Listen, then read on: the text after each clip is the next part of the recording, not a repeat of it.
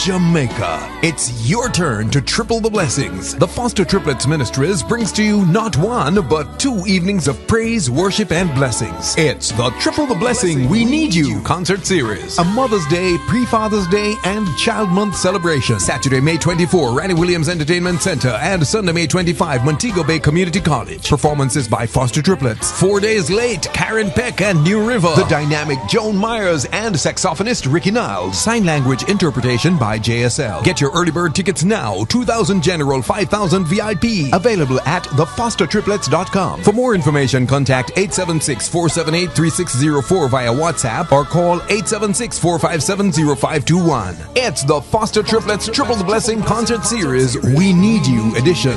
Part proceeds in aid of the Jamaica Christian School for the Deaf and the Salvation Army School for the Blind. Come for the praise. Leave with triple the blessings. Triple the blessings. Triple the blessings.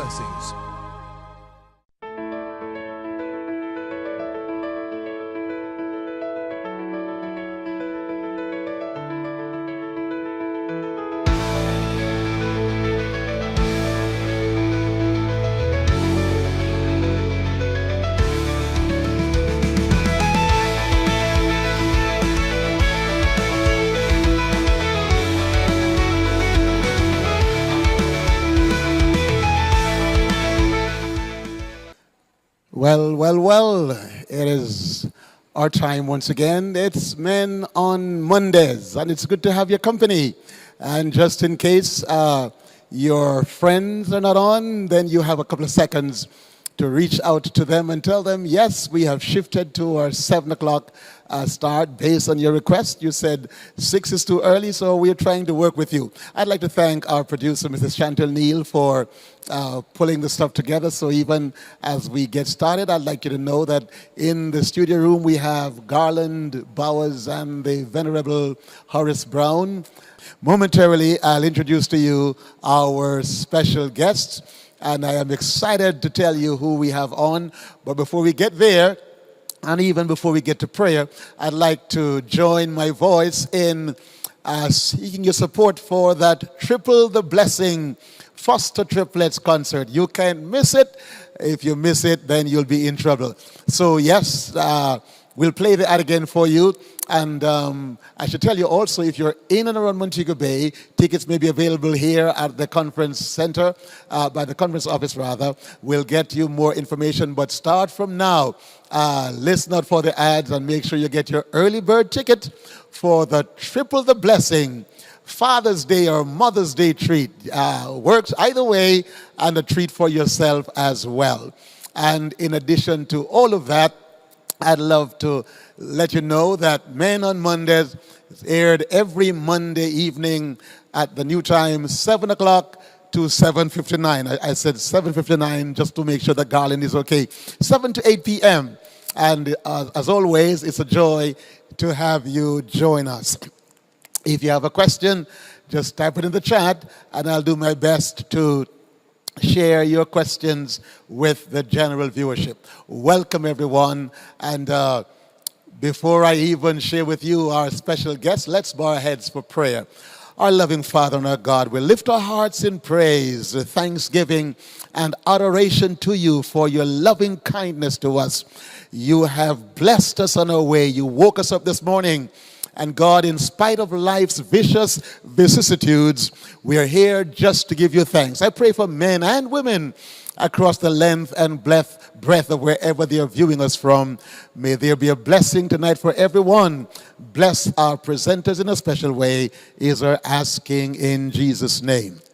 And so, yes, online or on Zoom, and momentarily you'll be seeing their faces. One is my sidekick, Dennis Amos Prophet Samuels. He'll be not beside me on set, but he'll be sharing with us.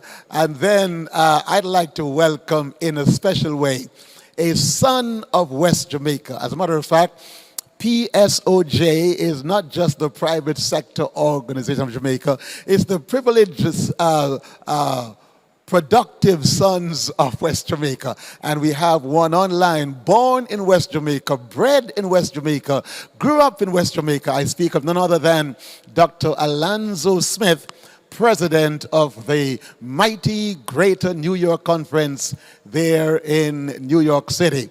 It's our joy to welcome a son of West Jamaica, a valiant, valuable, vigilant, vocal, vital servant of God, serving as the chief's pastor, the chief servant, the man in charge. And if Charles Brevitt were beside me, he'd tell you he's the HNIC of the Greater New York Conference. Don't ask what it is. Dr. Alonzo Ezekiel Augustus Zacharias Smith. Good to have you with us. God bless you. God bless you. It's joy and my privilege to be back home. It's good to have you home, even from a distance. And I should I'll let the world know. Dr. Alonzo Smith is participating in that massive evangelistic curfew of New York with the mighty preacher, the president of the Atlantic Union, Dr. Abraham Jules, our good friend and mighty preacher. And I tell you, I watched Drs. Mackenzie and Smith handling the gift, and I wish I was sitting right there in place. It's joy to watch you every evening, Doc, especially when you said, I feel sad. I mean, I've never seen a sad man looking so happy, but it is fun. It is fun.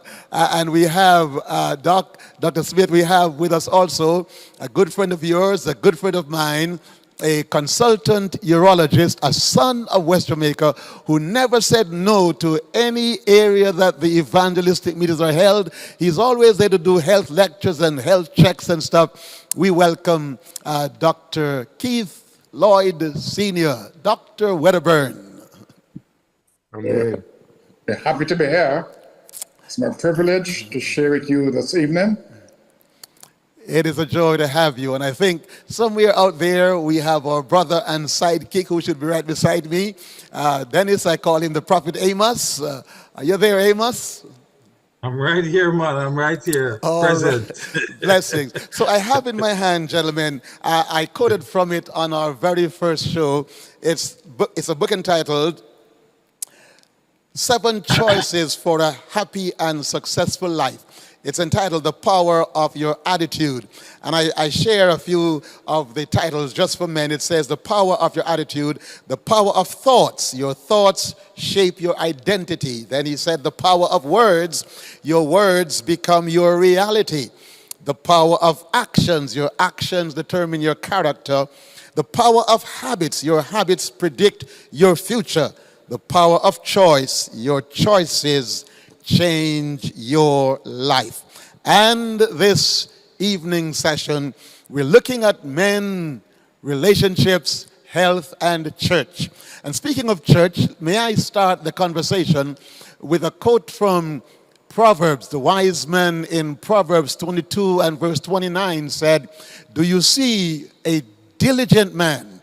That man who is diligent will stand before kings. He will not be in the company of mean men." And the text there speaks of excellence as in contrast to mediocrity in character. And so, gentlemen, welcome to the unrehearsed conversation, Men on Mondays. And we're talking about men, health, relationships, and church. And I'd like to begin with my good friend, Dr. Alonzo Smith and his wife are authors and co-author. And Dr. Wedderburn and Elder Dennis, I read a book with a provocative title, When Loving You is Hurting Me. When Loving You is Hurting Me. And we have one of the world's best family therapists, counselor, pastor, president, and friend, all in one package, called Alonzo Ezekiel Augustus Zacharias Smith, husband of Dr. June Smith. Dr. Alonzo, we started a few weeks ago, and we looked at Kawanza Kunjufu's book entitled Black Men, Where Are You? Adam, Where Are You? And in that book, there's an issue about why most black men don't go to church. He cited the issue of most churches being 75% females. Now, you are president of a great conference. You have conducted great evangelistic series. You've helped thousands and thousands of couples. And of course, it's the couple where you have a male and a female. I'm not talking about I'm going to behave myself. Real couples. Real couples. And so in your wide reading and wide research, as in this unrehearsed conversation, what are some of the issues that jumps out at you as we talk about men, relationships, and church? Well, if I'm understanding your question, should I assume why is it that they are staying away from church? And if that's your question, then I would hasten to say that there are many variables why some men, black men in particular, stay away from church. And that is part of the reason why sometimes they don't have healthy relationships. So let me deal with the first part, the relationship and church. Very well. First of all, I think their lifestyle. I think the lifestyle they want to live and the lifestyle they're living is not conducive to going to church because it's somehow antithetical to the morals and the values of church. So oftentimes they rather stay away than going. There's also the fear of commitment. Most times, being committed to one person. Most times men at a certain stage in their life, they want to enjoy life and flirting, living a flirtatious life. And again, the values and the standards of the church does not lend itself to that. And so they would stay away because, they don't want to be tied down, as it were, or to be committed, the fear of commitment. Some of them, and a large majority of them, are not, they're not attracted to spirituality. It's a sad state of affair, but it is a reality. It's a fact that there are so many men who are not attracted to spirituality, and that's one of the reasons why they stay away as well. And for some, they don't feel fulfilled. And the church, they see, has certain standards where they have to live up to those standards. And within them, there are unfulfilled issues. There are baggage that sometimes they are carrying. There are multi-generational issues. And they feel that they don't want to go into a place where the focus will be on them.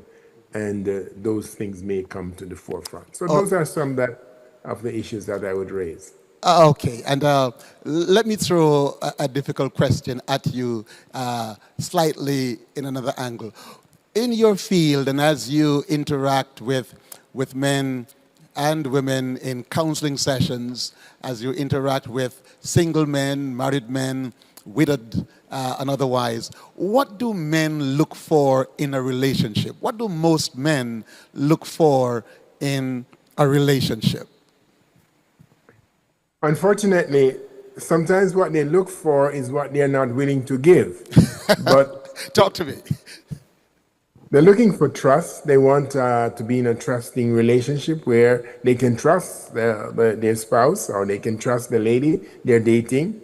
So trust and honesty are always key ingredients that they look forward to.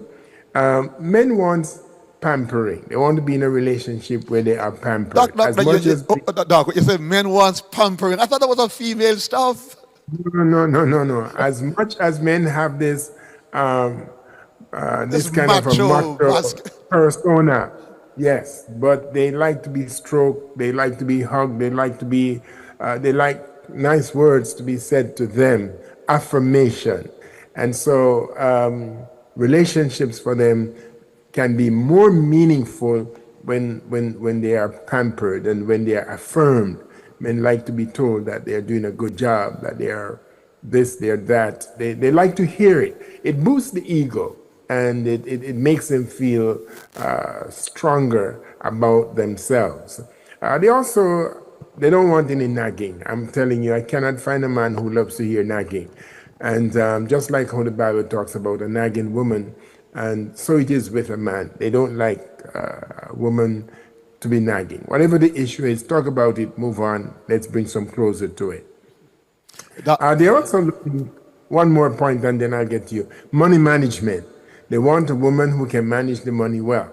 That is to say, she knows how many credit cards to have, when not to use them, when to go shopping, when not to go shopping, what is a sale, what's not a sale, when to leave a sale, etc. So in a relationship, they want somebody who knows how to manage the money well.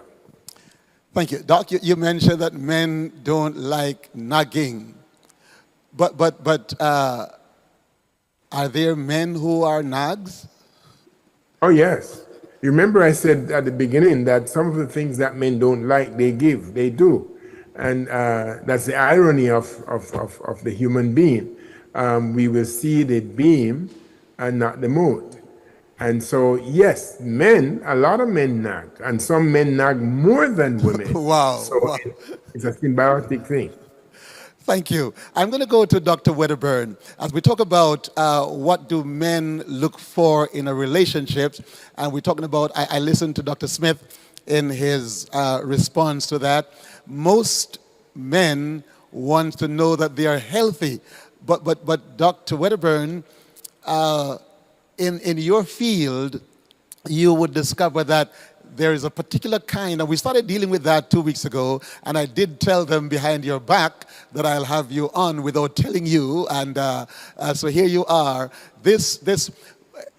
Every healthy relationship needs a healthy man, not only healthy spiritually, emotionally, and mentally, but also healthy physically. Because if he's not healthy physically, it's going to cause trouble in the camp for himself and others. Why is it that most men are afraid to have their physical health, particularly in the area of prostate health, checked? What are the dangers? Are there early warning signs of prostate ill health or prostate cancer? What can you say to the men, or even their wives who are watching, or their mothers who are watching? Are there early signs of prostate challenges? And what would be your counsel to help a man stay healthy so he can have a healthy relationship? Thank you very much for those questions. First, let me say that the masculine gender is a macho type of personality. The macho personality is, oh yes, I'm always healthy, I'm strong, I can do everything. I don't want to go to a doctor for him to tell me anything, because I'm not going to believe. The sad news, however, is that most medical conditions that affect us will not produce any symptoms in the early stages. So if a man is going on, he can wake up in the morning, take his shower, have his breakfast, go to work hard, come back home, etc. It doesn't mean he's healthy. And that is one of the reasons why we advise men that they need to have their checks done, screening checks. Not only for prostate disease, but for other things like high blood pressure, high cholesterol, diabetes, heart disease, etc., etc. But let us talk about prostate disease. Prostate disease can be divided into enlarged prostate, which is termed BPH, that's benign prostate hyperplasia. We can have prostatitis, where the prostate becomes inflamed. And third, and the dangerous one, is prostate cancer. Now, most men, when they're told they have prostate disease, they always think of having prostate cancer. But prostate cancer is not the commonest prostate condition that affects men. BPH, as a man ages, the prostate enlarges. Luckily for this disease, there are symptoms that a man will have, because the prostate is located at the neck of the bladder, where the urine passes through. And once the prostate starts enlarging, it presents with difficulty or urinary symptoms. Yes? Now, a man who has difficulty passing urine doesn't necessarily mean he has prostate cancer. The benign prostate hyperplasia produces this symptom. Now, prostatitis is when the prostate is inflamed. And most men at some stage in their life, not necessarily when they're older, but even young men, they're teenagers, can present with prostatitis. Yes, the prostate is swollen because of lifestyle, what you eat, what you do. Like, for example, if you drink alcohol, if you are a person who eats a lot of spices in your food, yes? If you are a driver, taxi driver who sits on the car seat for hours and not going around, if you are a couch potato, you don't exercise, yes? These are things that can promote prostate inflammation. But the prostate cancer is a problem with aging. As a man ages, he's more at risk of getting prostate cancer. More so if he has a family member who has prostate cancer. Because what we know, there is a genetic link. A man who has prostate cancer, his son, his grandson, they're at increased risk of having disease. But the symptoms may not be there. And that is why we tell men to have their screening done.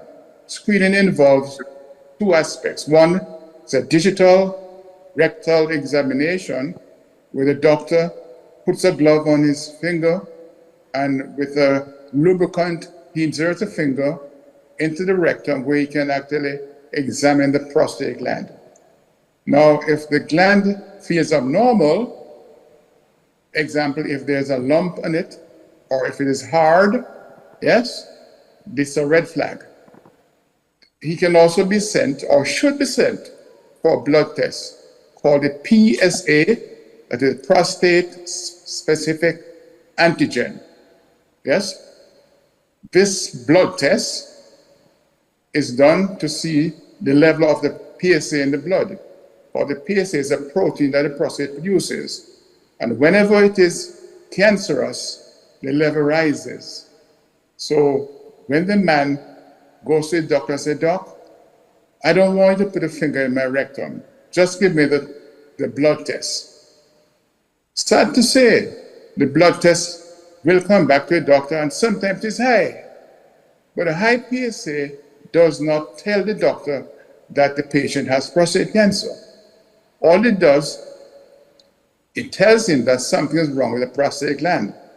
Because an enlarged prostate that is not cancerous can also result in elevation of the PSA. If the prostate is swollen, it can also result in an elevated PSA reading. That is why we tell patients that they need to have both examinations, the physical DRE and the blood test.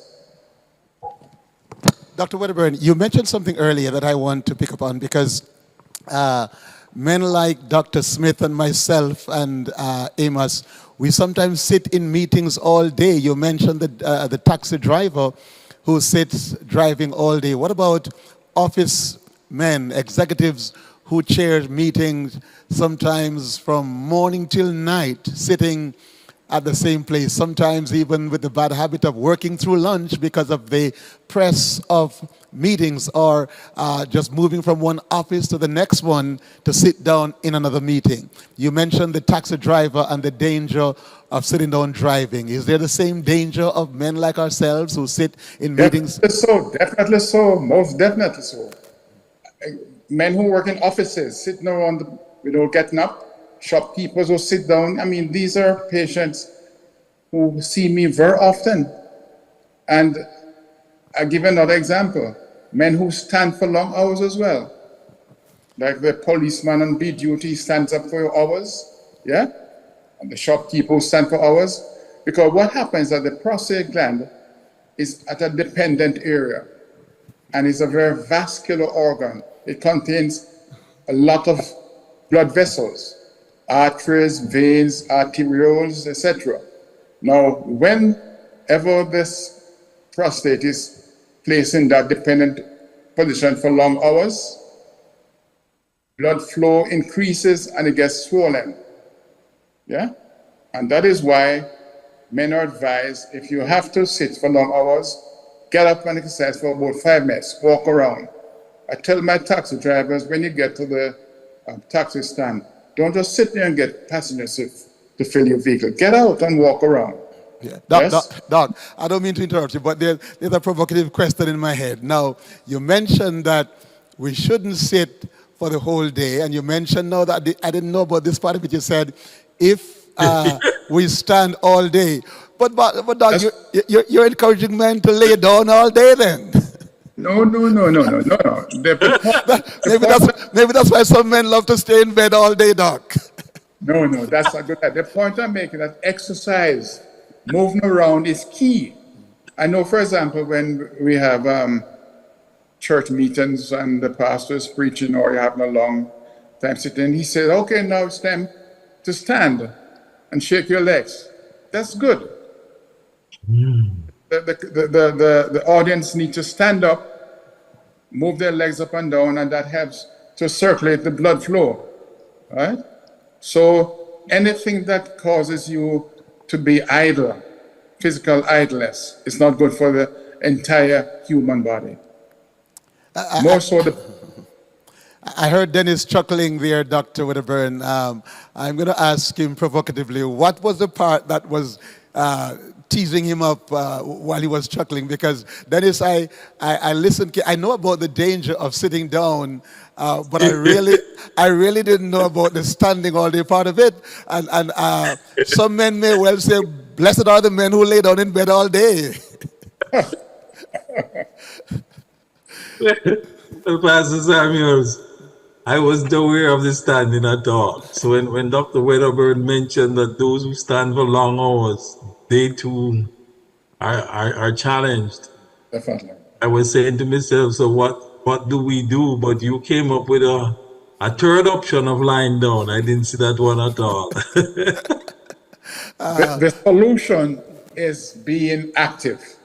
That's the solution. Active. But that's another provocative word than that, because I mean, we'll find a text that says, "Blessed are the men who have their quiver full of children." Quiver's full. Because but the quiver, you need to be active anyway. You're encouraging the men to be active, and I just want to be provocative and say it's not only one activity that you are speaking of here, but exercise, and I'm emphasizing exercise. That's correct. Dr. Smith, as we're going along, what are some of the red flags that you would ask men to look for in a relationship, and maybe even females? What are some red flags that men should look for in a relationship that may be tending in the wrong direction? Secret relationship. If you have a relationship and you can't disclose it to your friend or your partner, it's a red flag. No matter. Doc, hold on there now. Let me take you back to school. You know that I went to Western Hills College, now Northern Caribbean University. There's a man that I shall not name, and he had a girlfriend. He stayed in Cedar Hall. His girlfriend was in the female dorm, and of course they were dating and stuff. And the day he boasted about this girl, his friend said, "Man, it's a girl like that I want." And then the man who was boasting said, "A man like you can't get that girl, man." And then the man said, "Test me." The truth, Doc, is that the man whom he tested ended up marrying the girl. If he had kept her secret, maybe he wouldn't have lost. I am just being provocative, sir, but it's a real story. Go ahead, Doc. I didn't mean to interrupt you. And it's a good story. It's a good story. Maybe that woman was not for him. So he might have gotten her and was not happy. But I think the larger point I'm making is that disclosure, full disclosure, needs to be done in a relationship, so that if I'm dating someone or if I'm married to someone, they should know, the friends that I had in high school or college or whatever, that I'm still talking to, that, whatever it is. And if the person is uncomfortable with it, then I have to find a way of getting out of it or keeping some distance. So that I would call a red flag, secret relationship. I will also talk about this get rich quick mentality. If you have someone and they just keep talking about how they want to make money and they're willing to risk what they have, not necessarily gambling, but doing other things, there's so many schemes out there, it's a red flag, because in the relationship, if you were to marry that person, or if you are married to that person, it could affect your financial status. It could affect your financial budget, your retirement funds, etc. So those are red flags. Money management is important. How someone manages what they have. So if I'm dating someone and I notice that they are careless with their money, I notice they don't use it wisely, not spending it wisely, that's going to be a red flag for me, because it's telling me that if we do get married, that might be an area of problems for me in that relationship.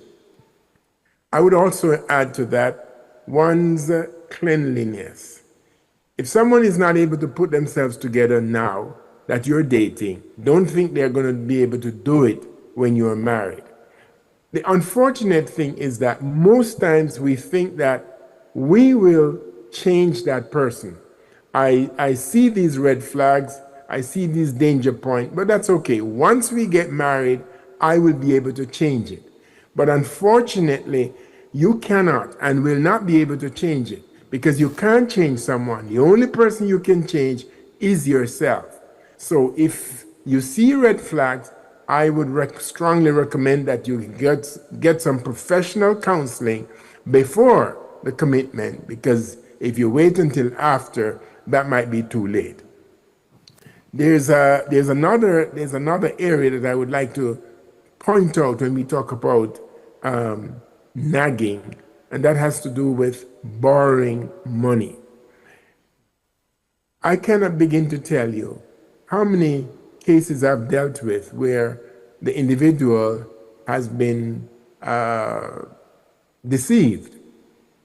When the relationship or when the engagement was going on, the money was given. One person say it was a loan, the other person say it was a gift. So be leery of lending money to someone you are dating. The chances are you will not see that money again. Also, if you do have to lend, make sure that it's in writing and it is signed by the borrower. Because later on in years, when they say, no, it was a gift, then you'll be able to have your paper to show that no, it was a loan. And here you sign, you agree to it that it was a loan. But if you're in a relationship and you see someone keeps borrowing money, maybe not just from you, but from other individuals, it is a red sign that this person does not know how to manage his or her money, and you should take that as a red flag. Doc, I'm gonna come back to you. Sorry to butt in, but you said something earlier, and I'm looking in the chat, and somebody is agreeing with you. So you mentioned earlier that when I ask what do men look for in a relationship, and you mentioned that men needs pampering. Now here, somebody said, that is so true. My husband who don't know how to show love thinks that I should be all over him in bed, and I really don't like that. Relationships, one, they should not be tit for tat. So it's not, I scratch your back, you scratch my back. That's a dysfunctional relationship. However, one should not be asking for so much and they are not willing to give as well. So in marriage, it's a give and take. We have to understand the love language of each individual. So one person might love getting a back scratch or a back rub, and the other person may love getting a hug or a kiss. So what I receive may not necessarily be what my spouse wants to get in return, but we should complement each other, and we should not just receive, but we should give. And if we don't know what they want, then we should ask. Here's go ahead, Dennis. I have a point I want to expand a bit. You mentioned, Dr. Smith, primarily what some of the reasons why men don't want to go to church. One is that we do not like to commit, and one we want to explore, we want to roam. But don't studies shows that people who adhere to a particular path develop a strict adherence or a discipline to follow a specific path that they make greater progress? Why would one not want to adhere to a particular part or commit to a particular system of belief? And studies have shown that when we do that, we tend to progress. Yeah, it's like asking me, why would someone commit a crime when they know if they caught, they'll go to prison? It's just how the human brain works. The risk we're willing to take, the knowledge base we have does not necessarily determine our action, what we do. So yes, the studies show that, but how many are willing to even follow, listen to, adhere to? And that's just human beings on a whole. Doc, here's another reaction to the red flag issue. Somebody said, my first red flag is if she is constantly talking about her ex. Yes, yes. Why? I mean, if it's an ex, it should be an ex, and you should have been able to cut that and move on. Put it behind you, put it in the past, flush it. So yes, if that individual constantly is talking about the ex, it is a red flag, and you would want to know, why are they so engrossed with this individual? It could be that there are some unfinished business, there are some deep-seated love that they have not yet gotten over, and I would see that as a red flag, surely. Okay. Dr. Wedderburn, someone has a question for you. As you mentioned exercise and sitting down or standing up, this person asked, what about men who ride bicycle? Indeed, bicycle riding can actually increase the incidence of prostatitis, but it does not increase the risk of prostate cancer. Yes? So when the man who is a cyclist gets a PSA reading and it's elevated, it doesn't mean that he has prostate cancer. But on further examination, it will be shown to be prostate inflammation. And this can be confirmed by doing a biopsy, which will determine whether this is cancer or just prostatitis. But examination here will help, because when the prostate is inflamed, when the finger touches the prostate, it's very uncomfortable and painful. The patient is going to, scream and something like that. When the prostate is not inflamed, it's examined and there's no pain. But cyclists definitely can have a higher incidence of prostatitis. You've been practicing for quite a while, Doc. You've seen a lot of men. What's the youngest age that you would have seen prostate cancer in? And you mentioned diet and stuff like that. Could you expand a little bit more on that? The youngest male was 35 years of age, and he had a very strong family history. His father was suffering from prostate cancer, and his uncle as well. Yes? Now, this was just genetic. It was not a matter of his diet why he got it, just because of his father and his uncle having the same problem. However, men who are destined to get prostate cancer, it can be actually accelerated by their lifestyle.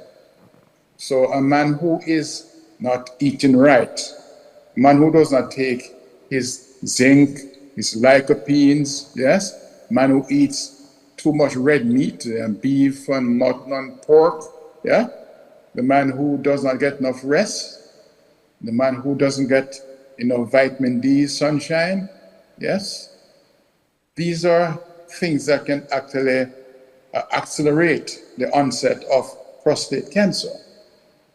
Yeah, but the only way it can be determined is if the patient goes to the doctor for examination and to get his PSA. Having done these two tests, if there's something suspicious, then he goes and gets a biopsy of the prostate, where a small piece of tissue is removed, sent to the pathologist, who makes a slide and looks under the microscope to determine if there's cancer in it. But usually, the commonest age for prostate cancer is in the 6th, 7th decade of life. So common in 60s, 70s, but as early as 30s, not very common. But we still get the occasional patient who has prostate cancer at this age. Last week, Doc, we had another doctor, and we're exploring this issue of why most men are afraid of the digital rectal examination. You would have been practicing for a long time. What are some of the common excuses men would give you as to their reason for delaying coming, not just to you, but delaying getting that digital rectal exam done? And how do you get them out of that fear, especially those who are watching right now? Surprisingly, a lot of men think that this examination is painful. They fear pain. They say, a finger going up my rectum, that must be hot. Yeah? Now, when they speak to their friends who have gone to have it done, some men will tell them, yes, it's hot here, but it needs to be done properly, because a rectal examination is not just like you're looking in somebody's eyes or ears. This is putting something in an area where normally nothing goes up. Nothing goes up, yeah? So there's a technique that I use. The finger is gloved. There's a lubrication on my finger. The patient is properly positioned. He lies on his left side with his legs drawn up, and I put my finger at the anus. And once I do that, I tell the patient to take a deep breath in and hold it. So he breathes in, he holds his breath, and I say, breathe out. And as soon as he starts to breathe out, the anal sphincter relaxes. That muscle that tightens the anus relaxes, and the finger slips in easily without pain. If you try as a doctor to examine a man whose anal sphincter is tight, that man may even kick you or hit you in your face, because it will be a painful procedure. And the other thing is that a rectal examination for prostate cancer, or to examine prostate, is not a long procedure. I tell my patient that Usain Bolt has the world record for the 100 meter, was it 9.58 seconds? I mean, I can do a prostate examination during that time, maybe less than that. Yeah? You don't have to be there for long, right? That's one reason why they fear being examined. The second thing is that some men figure that once they have their rectal examined, they'll be now converted to a homosexual. Yes? And they fear that. So I tell them, so listen, if you are afraid of a male doctor doing your DRE, there are a lot of female urologists presently. When I graduated as a urologist, there was only one female urologist with me. Of all the men, one. Presently, there must be at least 10 female urologists in Jamaica. Yeah? So if you do not want to be examined by a male urologist, go to a female urologist. You have no excuse not to be examined. And third thing is that a man sometimes is scared of having been told what is wrong with him. He's going to lose his identity and his macho-ness. He's not going to be strong anymore. He's going to be weak, and he fears that. He wants to be the leader and the man in the house. Now, if he's going to suffer from a disease that's going to allow him not to work, not to bring him money for his family, he doesn't like that. So he prefers to go on until his day comes to die, rather than being told he has cancer and have to be treated. So there are different reasons why. Yeah. Somebody's asking, Doc, what about men who go to the beach and swim? Does that help the prostate? Well, swimming is an exercise. And I tell you, any form of exercise will help. Because whenever you exercise, there's a distribution of blood to the entire body. So if you have an organ that has excess blood pool in there, then that blood can be diverted to the muscles. And also, when you exercise, you send immune cells to all over the body. And we know that everybody has cells that are cancerous in their body. But these cells are not going to multiply if your immune system is strong. See, if you have a strong immune system, it's going to mop up these small number of cancer cells, so you won't get cancer. But if your immune system is weak, if you don't exercise properly, you don't eat right, you don't rest, then you're at risk of these cells multiplying and become cancerous tumors.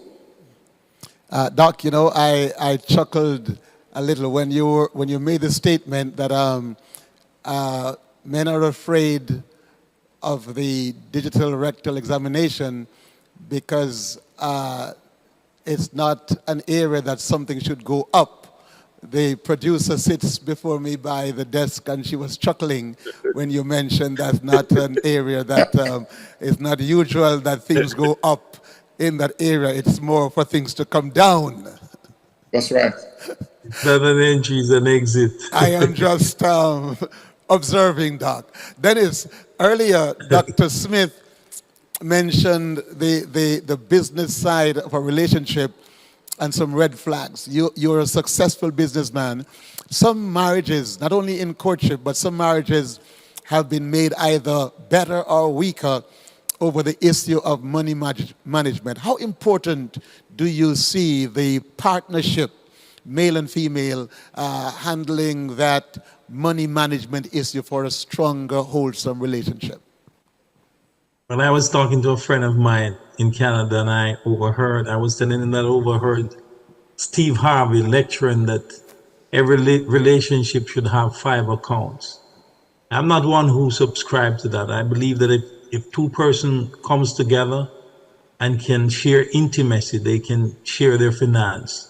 And I'm one who believes that the relationship does better when there is complete transparency. And there is an alignment and a mutual agreement of how our finances will operate. But I'm one who believes very, very strongly that when it comes on to financial matter, there ought to be full transparency. And I'll go further, that if you run the curve best when you're doing a relay, they put you on the curve.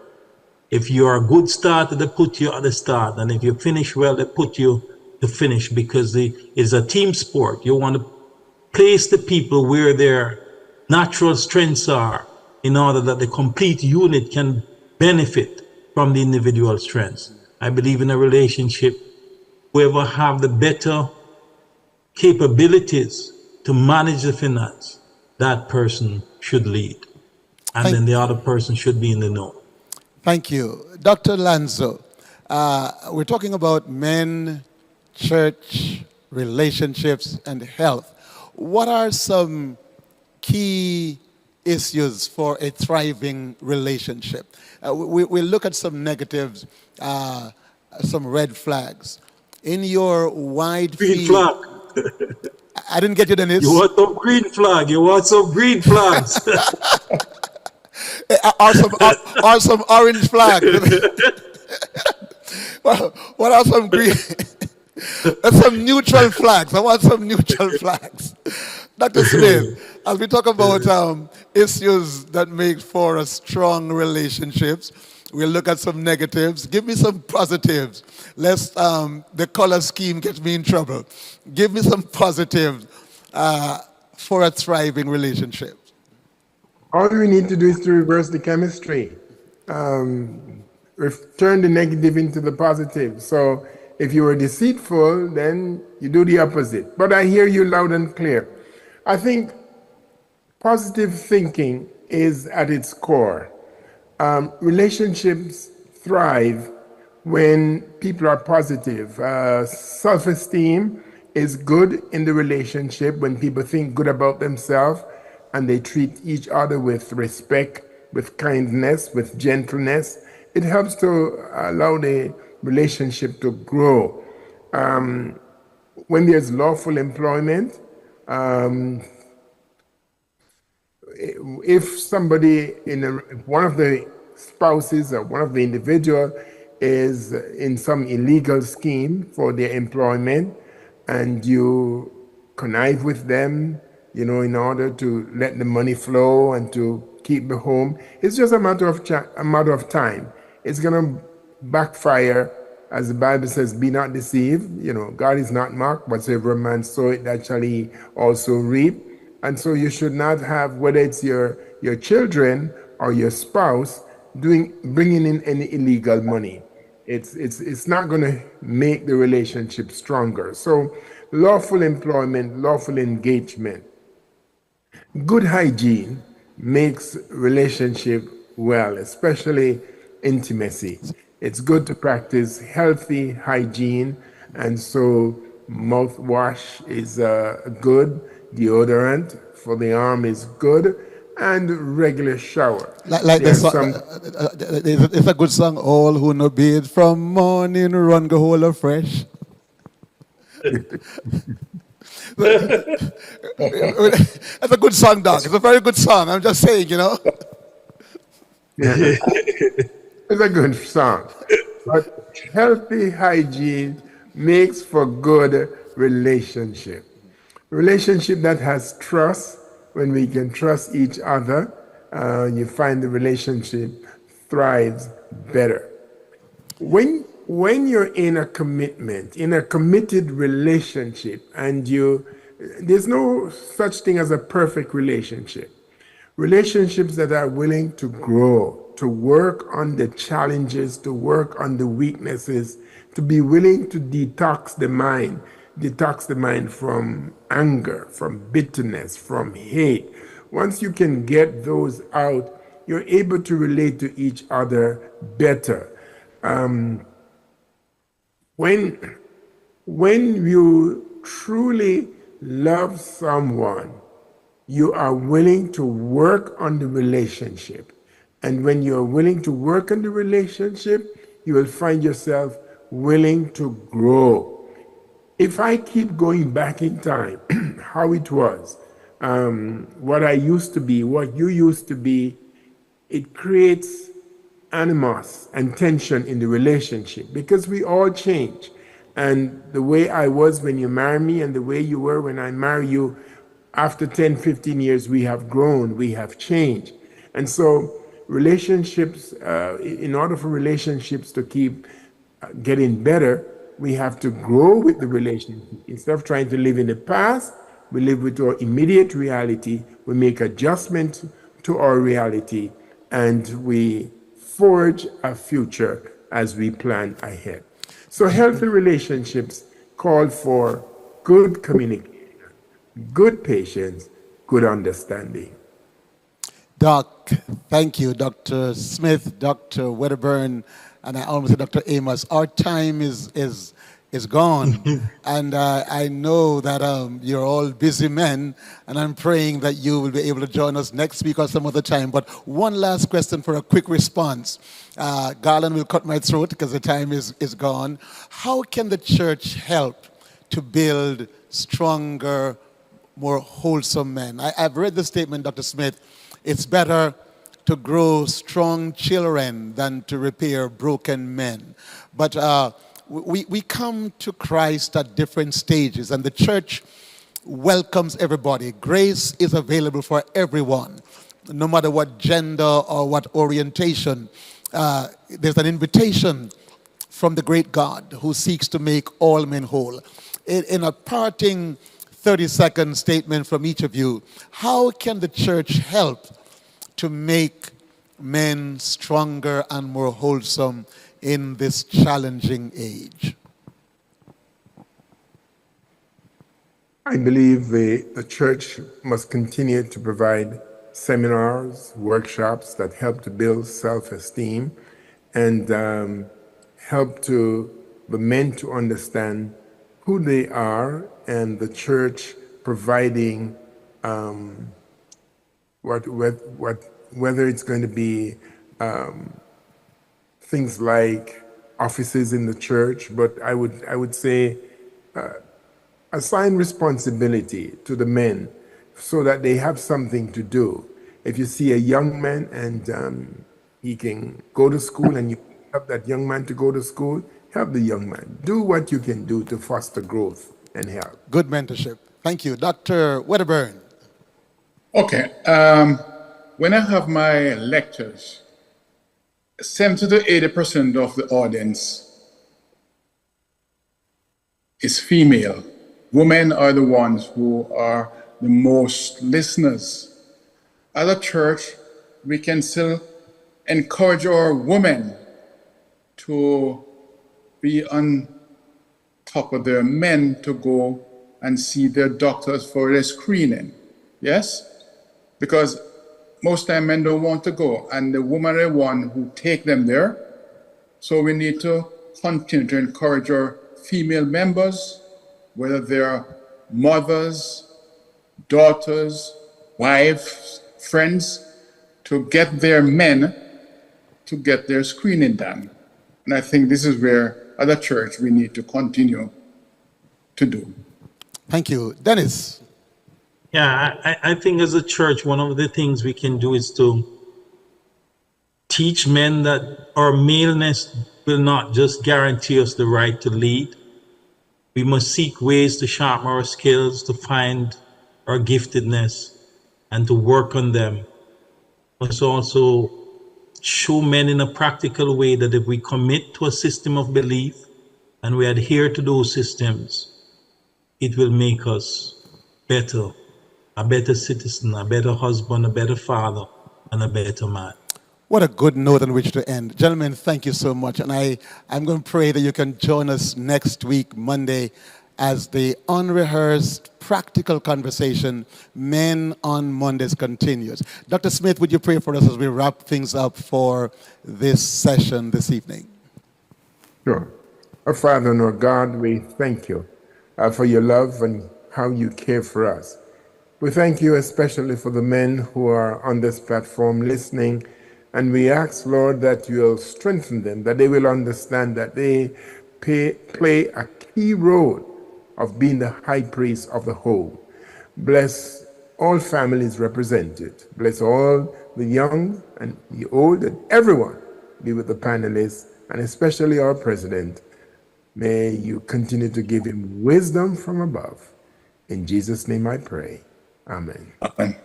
Thank you so much. This is where we pause for this evening, and I know that our presenters are busy persons, but let me just say this. If you are in the New York area, in and around the Community Worship Center in Queens, please join that pulsating, life-changing evangelistic series. You'll see Dr. Smith and Dr. Mackenzie and tell them I said that they should give you a gift, but make sure you register to get your name in the bag so you can collect a gift from them. And great messages from our presenter, Dr. Abraham Jules, and there are other programs across. And I want to remind you, if you are in West Jamaica, the second quarter starting April 1, our focus is on our church offices reaping initiative. Corey, all of our departments, all church offices, we have our baptismal date of April 26. That is the first official baptismal date. We'll be having our reporting systems, and of course, we'll be sharing more information with you. We spoke about it last Sabbath. That's all of our churches, all of the congregations, every single department working towards preparing a candidate for April 26th. Right here in the auditorium will be the huge baptismal pool, and right across every pastoral district. And also we are lining up for some evangelistic campaigns. The one from Montego Bay has been shifted from March 1, by now you know that, to facilitate more preparation, and we'll be having that later on, and there are some other tents. We'll tell you more about that when we meet on Wednesday evening for Hope at the Mercy Seat in our prayer segment.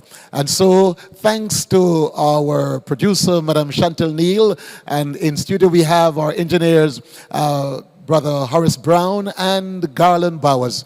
Thank you, gentlemen. Thank you, everyone. Thanks for your company. Be safe, and let's be healthy, happy, and wholesome in Christ. We'll see you next week again for Men on Mondays. Good night.